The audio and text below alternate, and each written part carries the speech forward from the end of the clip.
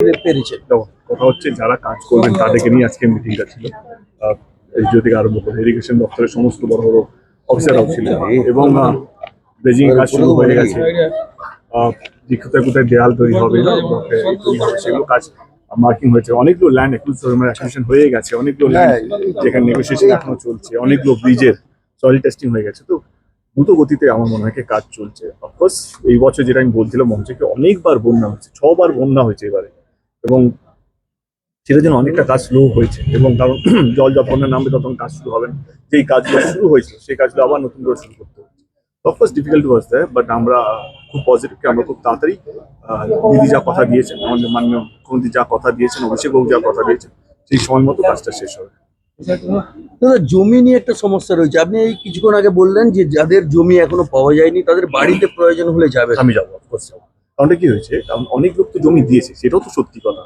যারা দেননি তারা একটা নেগোসিয়েশন আটকে আছে, তাদের মনে হচ্ছে এই দোকানটা ভেঙে গেলে আমি কি রোজগার কোথা থেকে হবে।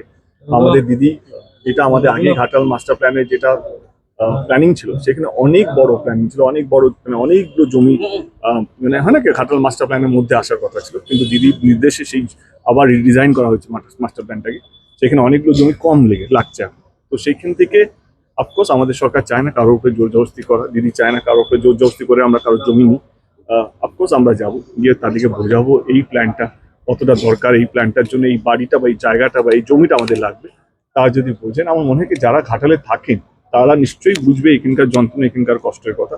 আমার মনে হয় ঠিক মতো বোঝাতে পারছি না, বা কোথাও যদি আমার যাওয়াতে যদি সেই সমস্যার সমাধান হয় তা আমি প্রস্তুত। পশ্চিম মেদিনীপুরে নতুন করে এসআইআর হচ্ছে এবং অনেক নাম বাদ যাবে বলা হচ্ছে, কি বলবেন? আমার মনে হয় এখানে দলের স্পোর্টস পার্সন আছে, তিনি ভালো করে বুঝিয়ে বলতে পারবেন। দাদা, আপনি চেয়েছিলেন এবং ঘাটাল মাস্টার প্ল্যান বাস্তবায়ন হতে চলেছে, সেই জায়গায় বিরোধীরা কিন্তু এখনো অভিযোগ করছে যে কেন্দ্রের সাহায্য ছাড়া কখনোই মাস্টার প্ল্যান সম্ভব নয়। কিন্তু মাস্টার প্ল্যান তো কাজ শুরু হয়েছে, কি বলবেন এই নিয়ে?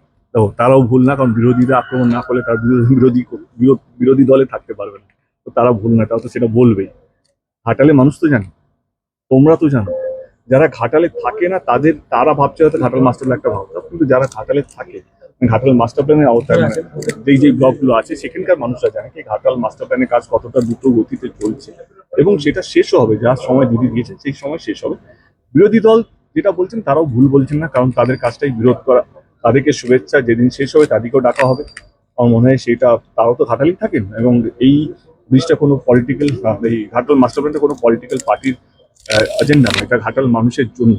এবং সেইখানে কোনো শুধু টিএমসি বলবো না, সেখানে সিপিএম, কংগ্রেস, বিজেপি, যা যা অন্যান্য দলও আছে, অনেক দল থাকে। তো আমার মনে হয় সবারই আসা উচিত সেই উৎসবে সামিল হওয়ার, সেই উৎসবটাকে সেলিব্রেট করা। তো আমার মনে হয় তারা ভুল না, তাদেরকে শুভেচ্ছা। যেদিন হবে সেদিন আমি নিজে পার্সোনালি ফোন করে তাদেরকে ডাকবো, আসুন, করে আসুন। Thank you.